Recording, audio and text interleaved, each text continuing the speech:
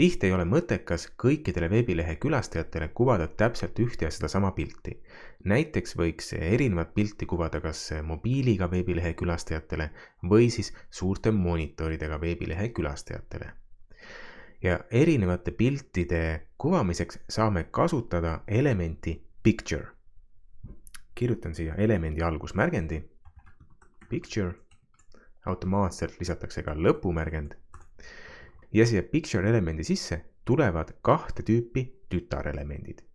Esimene neist on element source ehk eesti keeles allikas. Ja source elemendile saame määrata atribuudi meedia. Meedia võrdub jutumärgid ja väärtusena anname siia sisendiks, et millisel puhul me mingit pilti kuvame.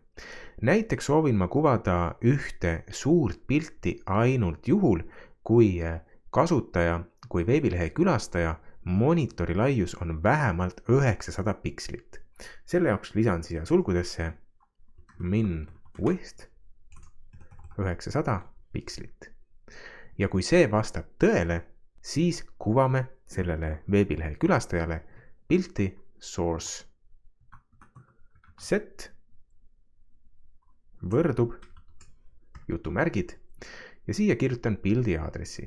Seda pilti, mis ma soovin sellisel juhul kuvada, vaatan, kus ta asub.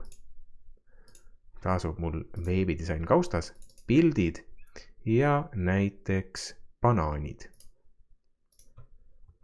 Pildid, kaldkriips, banaanid, JPG. Seda pilti kuvatakse kõikidele kasutajatele, kes tulevad meie veebilehele ja kelle brauseri laius on minimaalselt 900 pikslit. Aga mida näitame neile, kelle brauseri laius on väiksem, võib-olla siis näiteks mobiililt külastajad. Neile näitame ühte väiksemat pilti.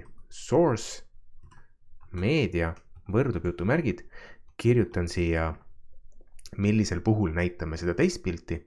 Ja teist pilti võiksime näidata juhul, kui brauseri maksimaalne laius on näiteks 400 pikslit. Max width. Ja kui brauseri maksimaalne laius on 400 pikslit, siis näitame ühte väga väikest pilti. Pildi aadress on pildid, kaldkriips, vaatan, mis oli väikese pildi aadress. Banaanid, small, JPG. Banaanid, small, JPG.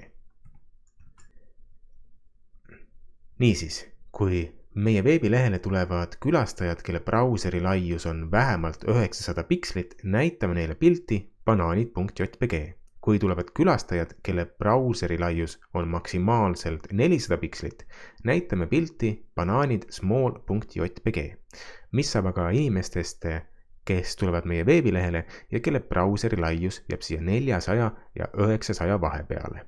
Või ka, mis saab nendega, kelle brauser võib-olla ei toeta seda picture elementi.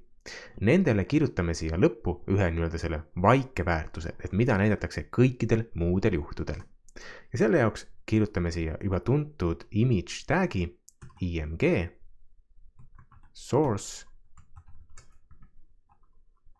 pildid banaan.jpg ja alternatiivtekst, mida näidatakse kõikidel puhkudel. Pildil on banaan.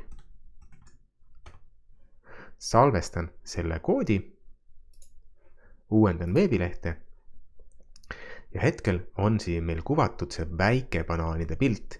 Lohistan nüüd aga brauserit suuremaks ja meil on keskmine banaanide pilt. Lohistan veel suuremaks. Nii, ja meil on nüüd siin suur banaanide pilt. Ehk me näeme kõiki kolme pilte vastavalt sellele, kui suur on parasjagu meie brauseri aken. Lohistan brauseri akent jällegi väiksemaks, ilmus keskmine pilt, lohistan veel väiksemaks ja ilmus kõige väiksem pilt.